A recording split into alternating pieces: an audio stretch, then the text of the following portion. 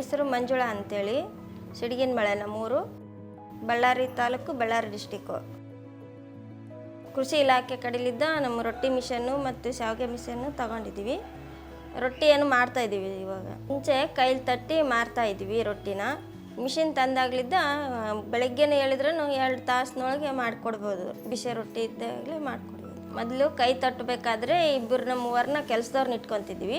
ಈ ಮಿಷನ್ ಬಂದಲ್ಲಿದ್ದ ನಾವು ಒಬ್ಬರೇ ಮಾಡ್ಕೊತೀವಿ. ಈಗ ಒಂದು 5,000-6,000 ಬರ್ಬೋದು ಸರ್ ತಿಂಗಳಿಗೆ. ಇನ್ನೂ ದಿನಗಳಾದಂಗೆಲ್ಲ ಹೆಚ್ಚಿಗೆ ಆಗ್ಬೋದು. ಮಾರಾಟ ಹೆಂಗೆ ಮಾಡ್ತೀವಿ ಹಂಗೆ ಹೆಚ್ಚಿಗೆ ಆಗ್ಬೋದು. ಕಡೆಯಲ್ಲೇ ತೊಗೊಂಡ್ರೆ 15-20 ಸಾವಿರ ರೂಪಾಯಿ ಇದೆ ಮಿಷನ್ನು. ನಮಗೆ ಸಂಘದಲ್ಲೇ ಇದ್ದೀವಿ ನಾವು, ಸಬ್ಸಿಡಿಯಾಗಿ ಕೊಟ್ಟಿದ್ದಾರೆ. ಸಹಾಯಧನದಿಂದ ಸಬ್ಸಿಡಿಲಿದ್ದು ಕೊಟ್ಟಿದ್ದಾರೆ. ಹೊರಗಡೆ ತೊಗೊಂಡ್ರೆ ನಮಗೆ 10-15 ಸಾವಿರ ಆಗ್ಬೋದು. ಸಹಾಯಧನದಿಂದ ತಗೊಂಡಿದ್ದಕ್ಕೆ ಉಳಿತಾಯ ಆಗಿದೆ, ಸಬ್ಸಿಡಿಲಿ ಕೊಟ್ಟಿದ್ದಾರೆ. ಮುಂಚೆನೇ ನಾವು 2 ಕೆಲಸದವ್ರು ಇಟ್ಕೋಬೋದು. ಇದನ್ನೇನು ಎಲ್ಲಾದರೂ ಇಟ್ಕೋಬೋದು, ಅಡುಗೆ ಮನೆಯಲ್ಲಾದರೂ ಇಟ್ಕೋಬೋದು, ಹಾಲಲ್ಲಿ ಇಟ್ಕೋಬೋದು. ನಾವು ನಮಗೆಲ್ಲ ಅನುಕೂಲ ಆಗುತ್ತೆ ಅಲ್ಲಿ ಇಟ್ಕೋಬೋದು, ಒಬ್ಬರೇ ಮಾಡ್ಬೋದು ರೊಟ್ಟಿ.